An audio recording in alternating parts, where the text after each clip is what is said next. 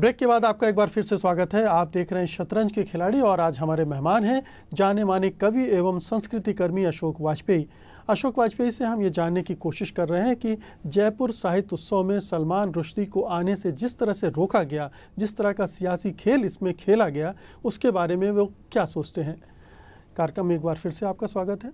सलमान रुश्दी को जिस तरह से आने से रोका गया कि आतंकवादियों की थ्रेट है वगैरह वगैरह, उनको डराया गया, फिर बाद में पता चला कि ऐसा कुछ नहीं था, सब मनगढ़ंत था। ये सारा क्या कहता है, इसको कैसे आप देखते हैं? वो जाहिर है कि ये कहता है कि सच्चाई से इस पूरे दुष्चक्र का कोई संबंध नहीं है। सच्चाई ये नहीं है कि अधिकांश भारतीय मुसलमानों की भावनाएं आहत हैं। सच्चाई ये नहीं है कि सलमान रुश्दी को सचमुच हत्या करने का, हत्या किए जाने का ख़तरा है। सच्चाई ये नहीं है कि अगर कुछ लोग आवाज़ उठाएंगे तो इसका अर्थ ये है कि वो पूरे समाज की आवाज़ है। सच्चाई ये नहीं थी, लेकिन सरकारों ने अपने हिसाब से, और राजनीतिक दलों में दुर्भाग्य की बात यह है कि कोई राजनीतिक दल खड़ा नहीं हुआ, वामपंथी भी खड़े नहीं हुए ये कहने कि ये गलत है। सलमान रुश्दी से असहमत होने के मेरे पास 212 कारण हैं। उनकी भारतीय साहित्य की जानकारी बहुत कम है, भारतीय भाषाओं में लिखे जा रहे साहित्य पर वो अंड-बंड बोलते रहते हैं, वो सब अपनी जगह है। लेकिन वो एक महत्वपूर्ण उपन्यासकार हैं। वो ज़िंदगी और उसकी समस्याओं से, मानवीय संकटों से, मानवीय विडंबनाओं से जूझने वाला साहित्यकार है। उसको इस्लाम विरोधी बताकर उसके सारे साहित्य का आप ऐसा सरलीकरण करें। हर समय आस्था और विश्वास का सवाल उठाकर कुछ समुदाय इसी तरह से वितंडावाद खड़ा करते हैं और कभी किसी कलाकृति को, कभी किसी साहित्यिक कृति को, कभी फिल्म को, विभिन्न माध्यमों से उस पर प्रहार करते हैं और ये दिखाने की कोशिश करते हैं कि ये हमारे जाति या धर्म का अपमान है। ये एक अभिव्यक्ति की स्वतंत्रता को नए ढंग से चुनौती देना है। देखिए, मकबूल फ़िदा हुसैन के बारे में सरकार ने कुछ नहीं किया।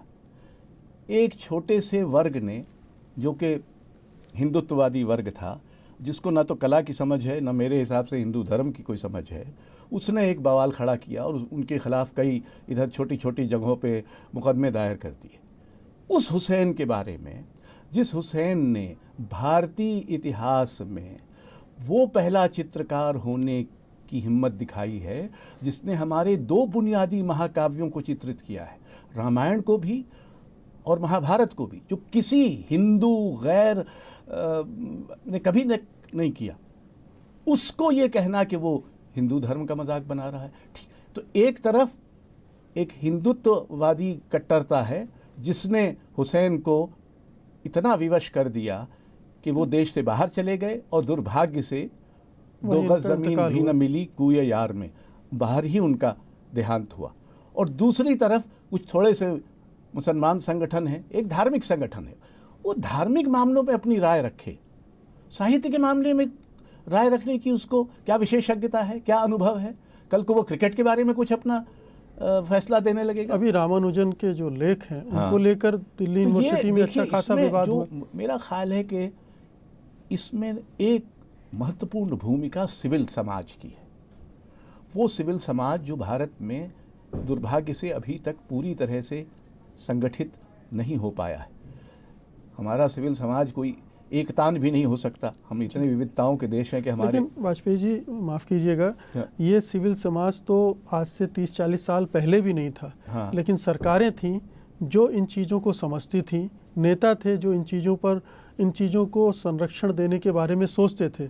नेहरू के ज़माने में भी इस तरह के विवाद खड़े हुए, लेकिन तब तो इस तरह से उन्होंने घुटने नहीं टेके। जो राजनेता थे, चाहे वो किसी भी दल के क्यों न रहें, उस समय की जो सरकारें थीं, मेरे हिसाब से उनमें हिम्मत भी अधिक थी, समझ भी अधिक थी और साहित्य और कलाओं के प्रति उनका आदर भी अधिक था। राहुल सांकृत्यायन को साहित्य अकादमी का पुरस्कार दिए जाने की सिफारिश होने के बाद जवाहरलाल नेहरू से ये कहा गया, वो अध्यक्ष थे अकादमी के, कि ये साम्यवादी है।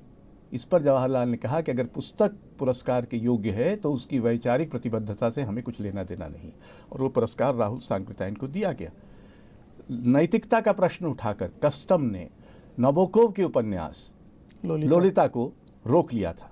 उसकी एक प्रति नेहरू जी के पास आई।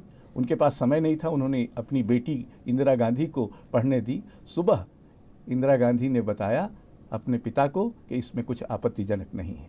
उससे पहले जाएं महात्मा गांधी, जो इस देश की सबसे बड़ी नैतिक अदालत थी, महात्मा गांधी को उनके परिचित और प्रिय बनारसी दास चतुर्वेदी ने पांडे बेचन शर्मा उग्र का उपन्यास भेजा कि ये अश्लील है, और घासलेटी साहित्य करके वो पूरा एक अभियान चला रहे थे उग्र के विरुद्ध। उपन्यास पढ़कर, और ये उपन्यास गांधी जी ने तब पढ़ा जब स्वतंत्रता संग्राम अपने उरूज पर था, पढ़कर एक पोस्ट कार्ड लिखा कि प्रिय बनारसी दास, मैं ये उपन्यास पढ़ गया, इसमें अश्लील कुछ भी नहीं है, बापू के आशीर्वाद। तो ऐसे लोग थे जिनकी दृष्टि अधिक व्यापक थी, और ऐसे लोग थे जो भारतीयता को अधिक गहराई से समझते। मैं समझता हूं कि अभिव्यक्ति की स्वतंत्रता पर हुसैन के मामले में या कि रुश्दी के मामले पे जो हमले हुए हैं, वो न सिर्फ अलोकतांत्रिक हैं, वो अभारतीय हैं, क्योंकि भारत तो शरण्य रहा है।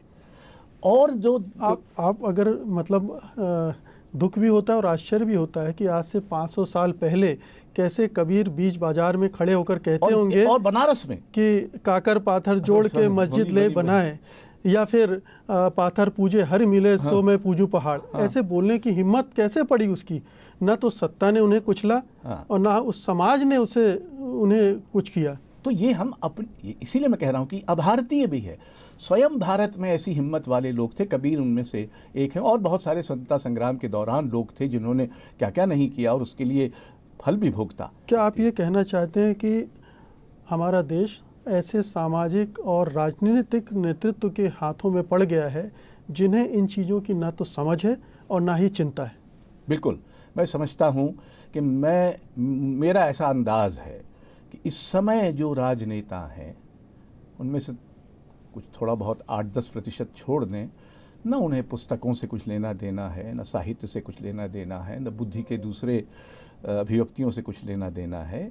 एक ज़माने में जब राजनेता गिरफ्तार होते थे तो पुस्तक लिखते थे। नेहरू ने, आज़ाद ने, गांधी ने अपनी जेल के दिनों में पुस्तकें लिखी हैं। आज अगर राजनेता खुदा न खास्ता अव्वल तो गिरफ्तारी नहीं होते ससुरे, अगर हो भी जाए तो क्या करेंगे? पुस्तकों से उनका कुछ लेना देना, भ्रष्टाचार पे किताब लिखेंगे, कैसे भ्रष्ट आचरण किया जाए वगैरह। तो ये जो स्थिति है, ये एक जो बौद्धिक दरिद्रता है और जो एक नैतिक शक्तिहीनता है राजनीतित्व की, वो बहुत गंभीर खतरा है लोकतंत्र को। आपसे बातचीत जारी रखेंगे, लेकिन फिर से वक्त हो चला एक छोटे से ब्रेक का। ब्रेक के बाद हम फौरन वापस लौटेंगे और अशोक वाजपेयी जी से जानने की कोशिश करेंगे कि आखिरकार अगर राजनीतिक वर्ग अभिव्यक्ति की स्वतंत्रता को लेकर बहुत सजग नहीं है, बहुत कमिटेड नहीं है, तो फिर इसे कैसे बचाया जाएगा? आप बने रहिए हमारे साथ, हम फौरन वापस लौटते हैं।